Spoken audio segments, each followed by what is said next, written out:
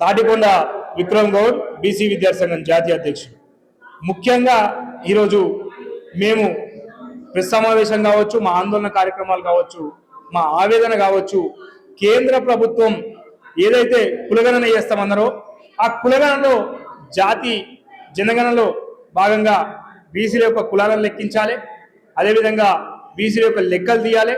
ఎందుకంటే గతంలో అనేక మార్లు పెద్ద ఎత్తున ఉద్యమాలు చేసి మేము ఢిల్లీలో కావచ్చు, గల్లీలో కావచ్చు అనేక సంవత్సరాలుగా పోరాడుతున్నాం బీసీల యొక్క హక్కుల కోసం.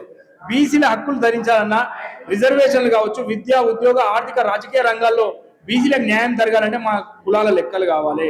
ఎందుకంటే గతంలో మున్సిపల్ ఎన్నికల్లో కావచ్చు, అదేవిధంగా స్థానిక సంస్థల ఎన్నికల్లో కావచ్చు మా రిజర్వేషన్ తగ్గించినప్పుడు మేము హైకోర్టులు కానీ సుప్రీంకోర్టు కానీ ఆశ్రయించినప్పుడు మీ డేటా లేని మీ కోటా ఎలా పెంచాలి, వితౌట్ యువర్ డేటా మీ కోటా ఎలా అడుగుతున్నారని చెప్పి అంశాలు వచ్చినాయి. కాబట్టి నరేంద్ర మోడీ గారు నిన్నగాక మొన్న ఒక గెజిట్ విడుదల చేశారు.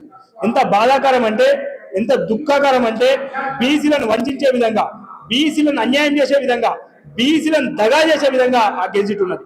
ఎందుకంటే గతంలో వారు ప్రతిపక్షంలో ఉన్నప్పుడు సాక్షాత్తు పార్లమెంట్ సాక్షిగా వారి యొక్క ప్రతినిధి చెప్పడం జరిగింది, మేము ఒక బీసీల లెక్కలు తీస్తామని.